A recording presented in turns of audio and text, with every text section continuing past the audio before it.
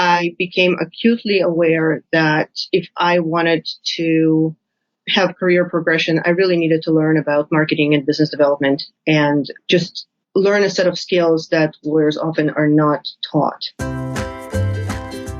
Hey there, I'm Goli Kalkaran, and this is Lessons from a Quitter, where we believe that it's never too late to start over.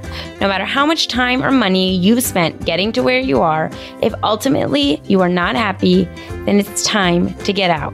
If you're feeling stuck and you feel like there's gotta be more, there's gotta be a way to feel fulfilled and excited about what you do, then this is the podcast for you. Each week, I will sit down with an inspiring guest who quit their professional career in order to forge their own path and create a life that they love.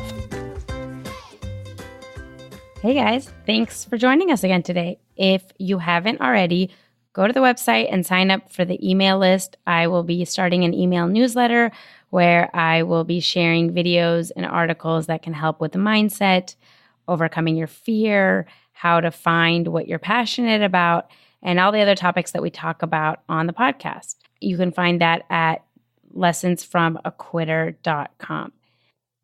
I am so excited about the episode today with Maria Granovsky because Maria didn't only quit her profession once, she's quit it twice to find her own path.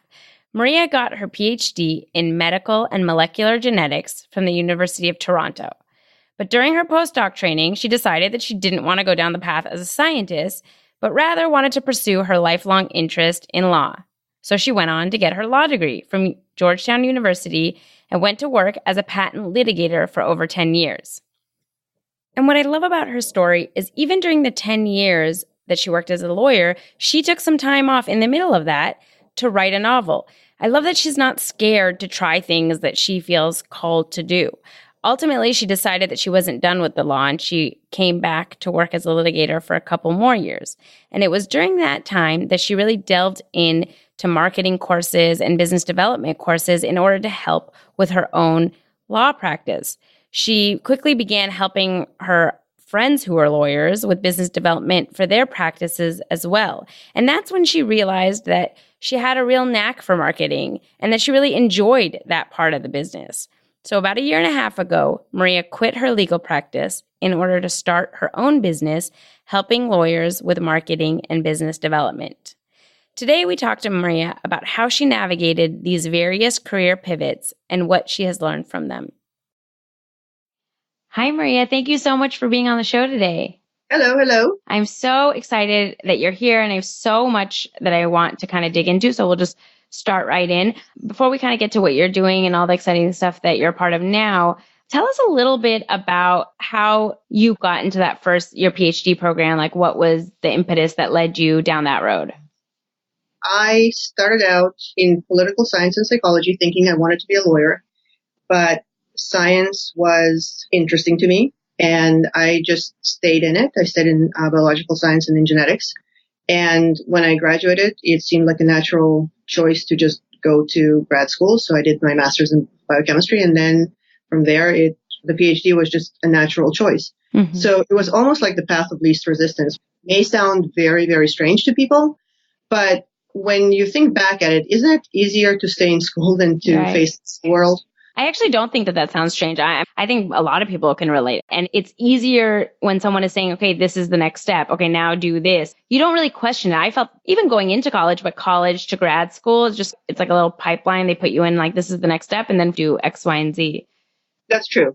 I always think of it as almost lava ruts, right? You get this particular way of doing things and it's so easy because everything is mapped out for you. Right. So you don't actually have to think about what comes next and who are the people that I need to talk to. I mean, you do to a certain extent, but it's not this wide open universe and you're standing there in the middle going, I don't know which way to turn. Right, exactly. Okay, so you go on and you got your PhD in genetics. Usually PhDs, I'm assuming, are like a 5-year program.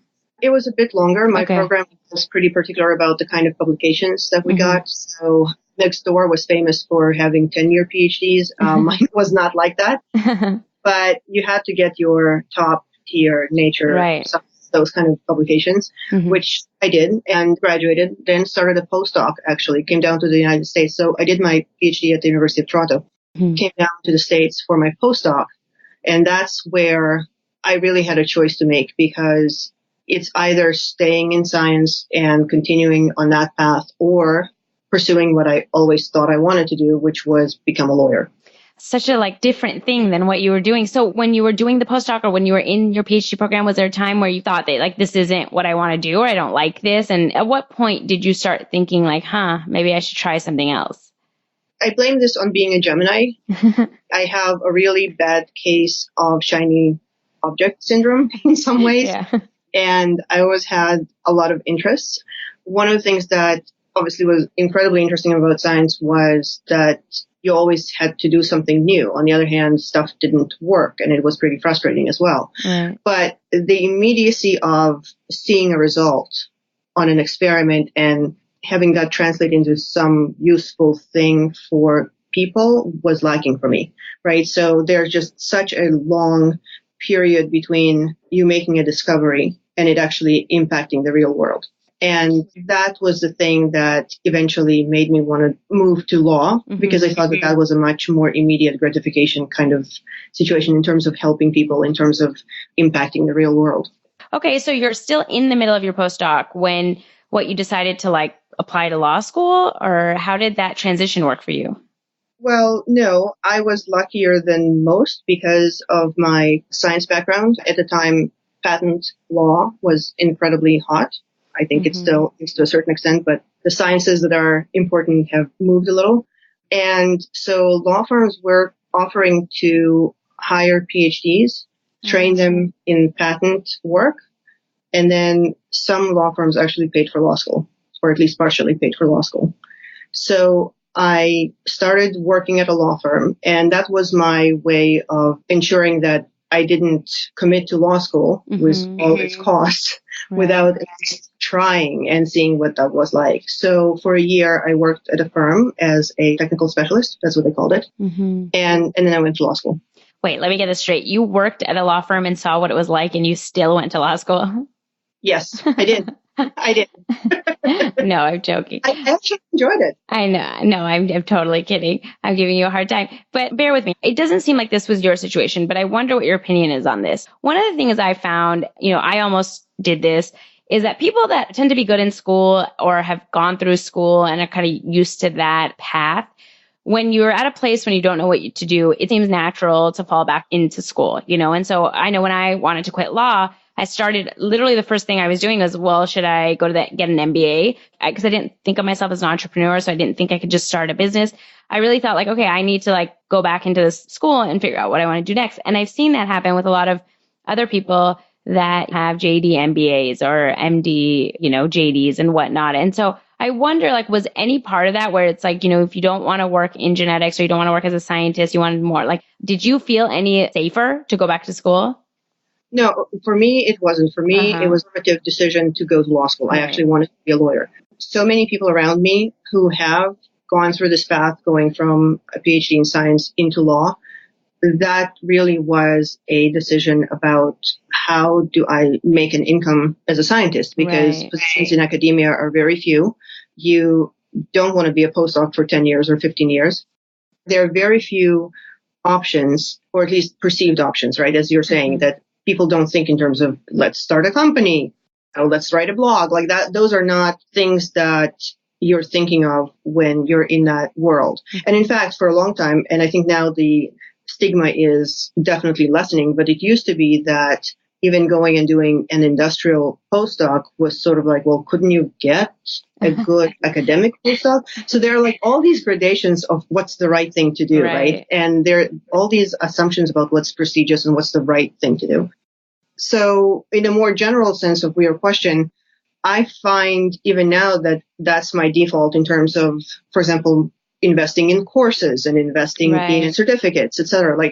Just the sense of, there must be something that I can study. There must be some kind of formal process by which I can become an expert.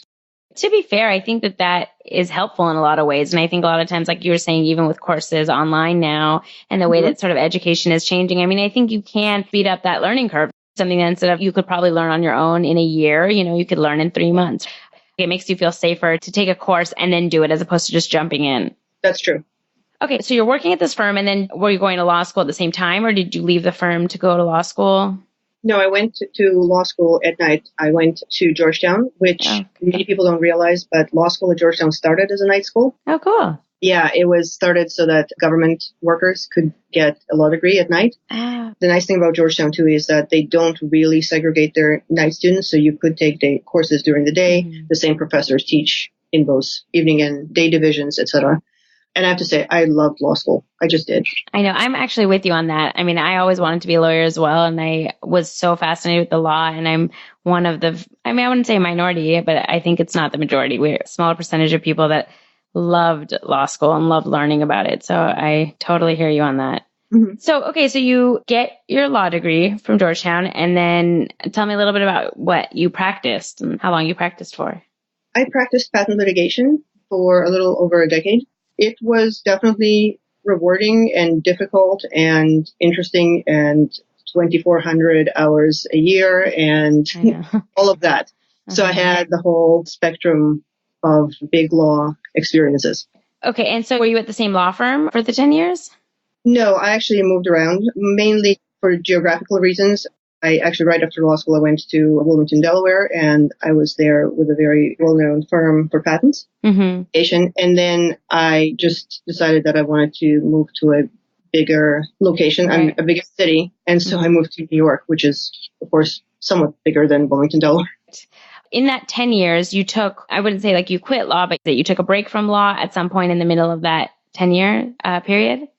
Yeah, I guess you're right. I guess it is about in the middle. It's okay. Yeah, I took a break. I thought I was burnt out and I wanted to do something different. And I wrote a novel. Wow. Published a novel and marketed the novel. So learned all about that. Yeah. How cool. Sold about 2,000 copies on Amazon. So, wow. Beyond the family and friends circle. Right. That's awesome. And of course, it was a legal thriller. And of course, it's about patents. But well, you have to write about what you know. So that's great. Right. So I did that. And then I realized that I actually do miss practicing. And I went back and I did that for a few more years. And as I was doing that second stint, I became acutely aware that if I wanted to have career progression, I really needed to learn about marketing and business development and just learn a set of skills that lawyers often are not taught. And I did exactly what we were discussing just a moment ago, which is delved into courses and books and seminars and a really large universe of information and knew how to do it. And just at that point, people started asking me for advice about it. And so I ended up actually coaching a whole bunch of people, and they built their practices. And that's when I realized that I actually really, really enjoy doing this. How cool. So it was more of like kind of an informal thing on the side. Like it wasn't like a side hustle where you like created a coaching kind of program. Was it just more like friends that were running their practices? You were sharing your knowledge with them? So some of it was that. And then one person actually came to me and said, I need a business coach and you've always given me good advice. And would you coach me formally? And I said, for money? And she said, yes. And that's where the business was born. Oh my God, I love that. So before that situation, like had you thought when you were learning these marketing tips for yourself, had you thought I'm going to leave the law to do this? Like I would love to stop practicing and do, more marketing and business development, or was it something that you just sort of did for your own practice? It was almost like two parallel thoughts. The ideal scenario for me, I think at the time would have been to practice some and do this other stuff as well. Mm-hmm. It's really hard to do that with litigation, especially with the kind of time constraints that puts on you. Mm-hmm. So that's where I ended up thinking that, no, I really do need to choose one or the other. And so after that person that asked you and you kind of decided to do this more of a business, did you get any like reactions from your colleagues or friends or family like that you wanted to quit and pursue this business? I think the majority of the reactions was curiosity. Mm-hmm. I think a lot was, can you make a living doing this? Right. Where are you going to find the clients? How are you going to build your business? The sort of the natural questions that come to mind. Yeah. But there wasn't anyone, I honestly can't remember a single person who would say, don't do it. Don't do it. This wasn't a single person who did that. Did you ever think that? I mean, did you ever like in the midst of doing this, like think like, what am I doing? Like I shouldn't be doing this, like leaving this steady career to try building up a business. I don't know. I think a lot of people, it's that fear that stops them from doing it. So I'm wondering, like, did you ever have that? Not exactly. I think I still, and to this day, I still do have these feelings of I have spent so much time building expertise, and I sometimes regret that I'm not using it or in that hands-on experience. And actually, just a little while ago, a law firm approached me about an off-counsel arrangement, and I was seriously intrigued by that because it was just, oh, I get to be a lawyer again. Right. And there's that sense of coming home, right? Mm-hmm. It just didn't work out for various reasons, for logistical reasons, but I'm not actually, I guess, averse to the practice of law. But in terms of thinking about what am I doing and why am I doing this? Yeah, I mean, like every entrepreneur, I think we all have moments of, I don't know what I'm doing. My website is crashing, because you're basically, when you're starting out, you're the CEO and you're the janitor and you're the marketing specialist and you're the IT person, right? Right. So yeah, so there are definitely moments where you're thinking there's got to be an easier life than this. Yeah, no, absolutely. And so when did you start doing this type of business development, like coaching stuff? So I started about a year and a half ago. How do you get your clients now? So the majority of the clients I get are through either word of mouth referrals or through social media. And that's where I actually ended up pivoting because I realized that so many people just, for lack of a better term, misuse social media or don't use it to its full potential. Mm-hmm. And they don't understand the power of content marketing and how important it is, especially for knowledge professionals, so lawyers, accountants, etc. Right. Because if you think about it, we're all selling on a promise, right? It's not like we have a furniture store and somebody can walk in and say, I want that exact chair, right? No one can say to a lawyer, I want that, hunter green velvet contract. Like that doesn't. Right. So we have to convince potential clients that not only that we know what we're doing, but that we understand the client's problem and we can solve that problem. Mm-hmm. That's where content marketing is incredibly important. And I think so many of us just don't think particularly strategically about how to do this in a way that is actually consistent with the kind of hours and the kind of time commitment that we have to put into our businesses with all the other stuff that we're doing. Right, exactly. So when you say like the content marketing, are you talking about like typically for, let's say, lawyers, is it like blog posts? A lot of it can be articles, it can be blog posts, it can be video. I think the main part of it is really understanding who you want to work with, what are your services, how are your services helping the people you're working with or the corporations you're working with, and just crafting at least a few pieces of content that really showcase you, why you're doing this, and your expertise. And after that, you can take it in various directions, and it all depends on what you want to do and how you're going to be comfortable in the long term, right? But a lot of it is also just reaching out to people and making the connections with those people, and then having this content to point back to, as an indicia of expertise and of why that person should trust you. When you work with your clients, is it that you're helping them map out what they should be doing, or do you do it do you provide content for them? I can do both. Mm-hmm. Certainly without strategy, there is no point in having content. Right. So that is the first step. We figure out the strategy. We figure out the positioning. We figure out who exactly are you in terms of your business? Who is your business pitched to? And then after that, we do either work together and create content together, or if people want to just completely outsource it to me, that's fine too. Do you only work with lawyers or do you work with other professionals as well? I concentrate on lawyers, but I've had a few other professionals come to me and say, would you work with me? And I'm like, sure. You have an interesting business too. I'd love to. That's wonderful. I've had the experience, like you were just talking about, kind of going back to law because you feel like you have this knowledge base that you're not utilizing. And one of the biggest struggles I had when I left was sort of the identity part of it. Whereas like I felt like I had identified for so long with being a lawyer, whether it was like going through law school and whatnot. And one of the biggest things was sort of like, well, if I'm not a lawyer, then what am I? Or what do I tell people, and did you struggle with that at all? Not as much anymore. I think the first time when I left and I spent that time writing my novel, I think that cured me. But I think there was definitely that period where I realized that, my old firm was being written up on the front page of Wall Street Journal, and I wasn't getting that prestige by association. Right. And that hit me really hard for a little bit. And then I was released from it. And I realized that I am a person first and I work as a lawyer. Right. And then when I went back into a law firm and I started hearing people around me, and I literally heard one associate say something like, if I'm not a good lawyer, I'm nothing. Wow. It took my breath away because I realized that that's exactly how so many of us self-identify. But one of the best things I've heard was from a mentor of mine, Walt Hampton, who used to be a trial lawyer, used to be a managing partner of his own firm. And then he moved towards business coaching himself.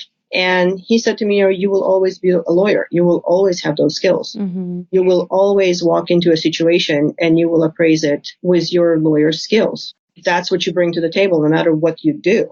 But in terms of the other part of it is that in terms of how do you tell people what you do? Yeah, that was a work in progress. I realized for a few months I used to start talking. Well, I used to be a lawyer. It took me a while to realize that I really need to just come out and say, I am a business coach, let's say. I am a business strategist and a copywriter. Once I actually started saying it like that, I realized that my self-confidence took a huge leap. Yeah, I felt the same thing. And I had my husband to thank for a lot of it because I would feel the same way. Like I would go into this long explanation anytime someone asked me what I did. And I remember him kind of being like, okay, just stop. Like nobody cares, And then, and then he would also tell me, he's like, I don't know what you think people think when you tell them you're a lawyer. I know you like have associated this stuff. Doesn't matter. Like nobody cares. So just tell them what you do. And it was sort of freeing. Like I would bring anticipation and like anxiety when someone was asking me. And then I realized like, who cares? And I would just say what I did. And I did feel the same kind of boost of self-confidence. And I started feeling more confident in what I was doing and being like, yeah, like now I own a business and now I do this. But it definitely takes a while. For me also, one of the things that helped me was listening to other people introduce themselves. And no matter who it is, they say what they do. And it's interesting to ask them, how do you do that? Or who do you work with, etc. And I thought, well, and none of them are starting with this long thing of like, this is how I fell into this. They just tell you what they do. Yeah, exactly. Absolutely. Another thing that I think is interesting from what you did, and I think could help so many people, is the fact that what you are doing is tangentially related to what you are doing. And so there are a lot of people that I know that may not be happy in their careers. A lot of times we have like tunnel vision and you just have your head down and you're doing your work and, you keep doing it. But I think if you kind of open the scope a little bit and see like all these different possibilities, there are so many things that you could help that industry with and not actually be doing that day-to-day work if it makes you unhappy. And I think what you're doing is a prime example of that. And it's so great is that no one's going to understand business development for lawyers better than you are because you are a lawyer. And so you know what it takes and you know what the hours are and you know how much they have on their plate. And so, somebody that just does Instagram marketing may not really understand like how a lawyer is going to utilize Instagram or Facebook or whatnot. Whereas like you can. And I think that lends itself to so many other avenues, like lawyers need help with a bunch of things or accountants need help or doctors or whatnot. And so I think a lot of times people think like, oh, I'm going to quit law and I have to find something completely new. And it's like, well, you can also just start with that field and see like how you can be of service to them. That's true. That is absolutely true. And that is probably the easiest way to change your circumstances. And there's a book by Jenny Blake, Pivot. Oh, yes. In a way, that's her thesis too, right? It's like, don't throw everything away. Just kind of shift your position marginally, and then eventually you will find the right combination and the right place to be. But I think that's very true. There are two aspects to staying with what you know. One is that there is a certain comfort level for your audience, because when I come in and I say I'm a lawyer and I know how to write for lawyers, they get it, right? They understand that I understand that there are ethical considerations, that you can't crow about things that maybe other businesses can, that there are certain confidentiality issues, et cetera. So I know that side of it. And the other part is that for me too, I know the profession and I know all the shorthand in there. So figuring out who is who in a law firm, for example, Right. like all of those things are easier for me simply because I was in that environment before. One of the most eye-opening things when I started doing other things, especially in entrepreneurship, but with the internet and marketing and whatnot, is I was sort of taken aback by the fact that people can make a really good living doing a lot of these, like I was saying, services for these industries. And I think a lot of people in these traditional roles don't really realize that there's a million different ways that you can use these services if you like doing, if you enjoy marketing, if you enjoy other like writing and you want to be a content writer. There's a lot of different ways now, whether it's a side hustle and you want to make some extra cash or whether you want to do it as a full-time job to really create a full-time career for yourself. I don't know if you've had kind of the similar experience in that. That's absolutely true. But I do have to caution about that in the sense that, it's not your lawyering skills that are going to gain you that income. It's learning to market yourself and it's learning to develop your business. Right. And that's something that it's a universal skill. It's no matter what you're going to do out there, you better learn how to do it. Yeah, I know. That was the thing that really struck me over and over again, because whenever I would feel shy about marketing myself as something, I would immediately have this fantasy of, but if I were to do something completely different, it would be so much easier to market, right? And I would do that thought exercise and realize, no, I will get stuck at exactly the same place. Right. At exactly the same place. So it's learning to talk about what you do, to connect with people, to build a reputation, to build an audience. All of those things are critical no matter what you're going to do, including staying in law, actually. Yeah, no, I completely agree. And even if, like you said, like staying in law or whatnot, I mean, those are skills that everybody should invest in to try to develop, because whatever you end up doing or whatever turn you end up wanting to make, like you said, it's stuff that will help you in any career. That's true. Great. Well, do you have any like advice or any books that you would recommend? I know you just mentioned Pivot, and I'll put that in the show notes, but anything else to somebody that, sort of in a career where they don't feel fulfilled or they don't feel happy and they want to make that change, but they just feel like, I don't know what I would do. Or this is, if I'm not a lawyer, then what am I? I think that the most powerful way to get out of that rut is to start talking to people who have made the switch. Mm-hmm. Platforms like LinkedIn or Twitter are really, really helpful. It's liberalizing access, right? And so you can meet people who maybe are doing something that you think is interesting to you, and you can connect with these people and you can start a conversation. And there are ways in which you can connect with them and gain a lot of useful information without being a pest, without sort of taking up a lot of their time, etc. But it's just being willing to get out there and actually have a conversation, I think, because so many of us tend to now get stuck in internet searching. Right. Let me read yet another article.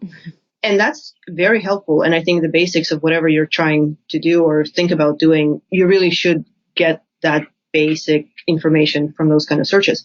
But no one can tell you that what the experience is until you talk to people. Absolutely. And I think another thing that is worth noting is so many times we think like, oh, why would that person want to talk to me? Or I don't want to bother them. Or they are probably, especially if it's someone where they're at a place that you want to be and you think that. And it's so surprising how many people are really willing to help and talk and reach out. And it's, the worst that happens is they don't respond or they say no. I mean, you're not in any worse position. Exactly. So this is how I think about reaching out, right? I almost think of it as a negotiation. It is actually a negotiation, right? And for anyone who took negotiation in law school, it's a two-party process, right? And you're supposed to start with your own interests and your own position and talk to the other person about their interests and their position, and eventually you get to the middle. Mm-hmm. So in terms of reaching out to someone, your job is to reach out. Right. Your job is to identify the person you want to reach out to, explain to them why you're reaching out, and make that gesture, right? It's their job to decide whether or not they want to connect with you. Right. It's their job to decide whether or not you're interesting to them, whether or not it's a waste of time. That's not your job.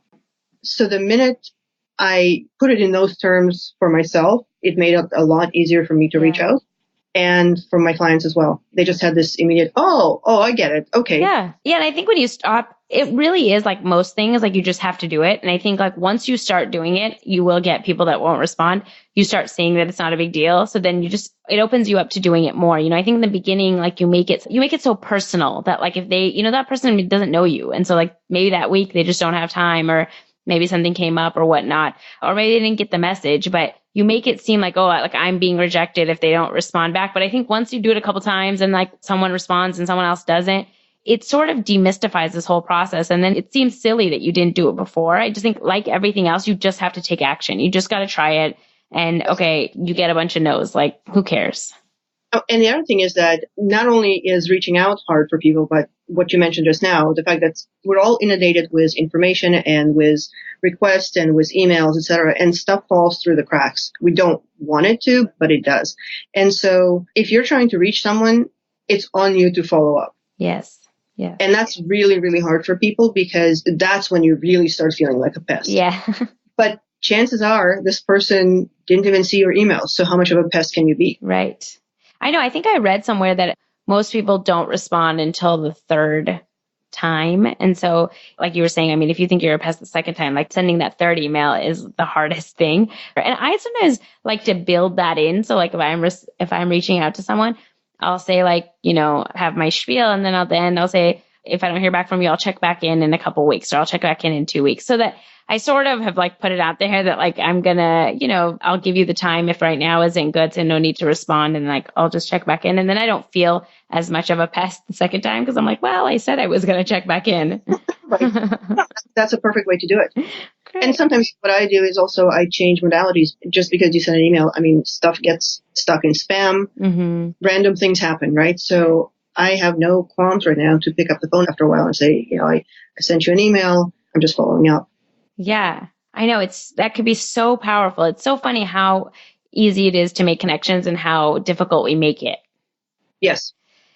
Well, this has been lovely. Where can people reach you or find you if they want your services, or if they, want to reach out to you for any other reason? Where would be the best place? So they can find me on my website, mariagranovsky.com. They can find me on LinkedIn and just search for Maria Granovsky. I think there's only one, as far as I know. And Twitter, mgranovsky.